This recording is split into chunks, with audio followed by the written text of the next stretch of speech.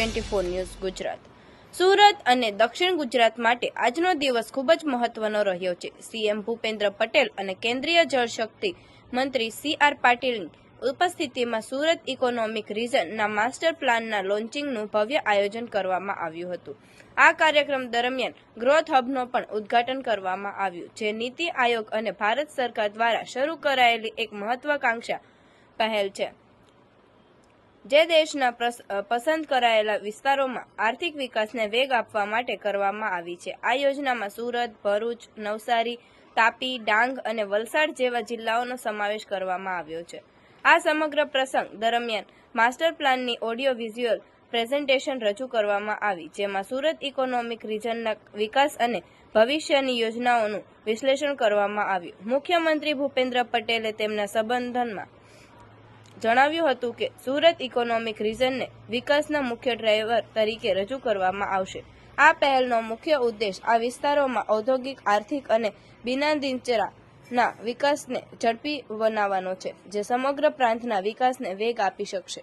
આ પ્રસંગે સેક્ટરલ સેમિનારનું પણ આયોજન કરવામાં આવ્યું, જેમાં સુરત ઇકોનોમિક રિજનના વિકાસના ડ્રાઈવર્સ પણ ચર્ચા કરવામાં આવી હતી। ગુજરાત છે એમ ગુજરાતની ગ્રોથ એન્જિન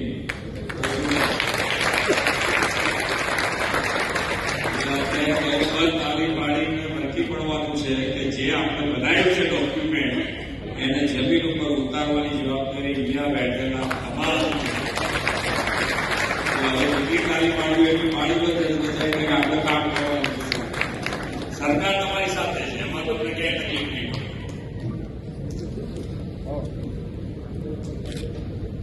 વિશ્વ નેતા ને યશસ્વી વડાપ્રધાન શ્રી નરેન્દ્રભાઈ મોદીને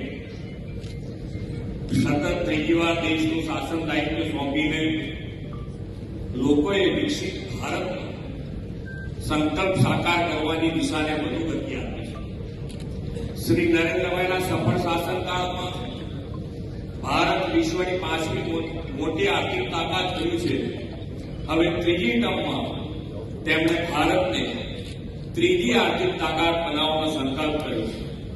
આ માટે દેશના રાજ્યોના વિવિધ ચોક્કસ વિસ્તારો આર્થિક, સામાજિક, ઔદ્યોગિક એમ સર્વાંગી વિકાસને વેગ આપવા જી-હબ ગ્રોથ હબનો નવતર વિચાર તેમને આપ્યો છે।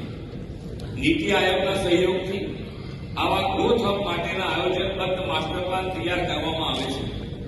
આજે દક્ષિણ ગુજરાતના સુરત ઇકોનોમી રિજનના સર્વાંગી અને આધુનિક વિકાસના ભવિષ્યલક્ષી આયોજનનું સુદીર્ઘ રોડમેપ એવા માસ્ટર પ્લાન લોન્ચિંગનો આજનો અવસર છે।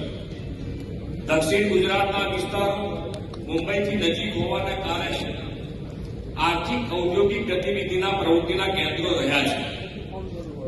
1960માં જ્યારે ગુજરાત મહારાષ્ટ્રથી જુદું પડીને અલગ રાજ્ય બન્યું, ત્યારે લોકો કહેતા કે માત્ર દરિયો, રણ અને ડુંગર ધરાવતું ગુજરાત। અવનવા સમાચાર જોવા માટે જોતા રહો P24 ન્યૂઝ ગુજરાત।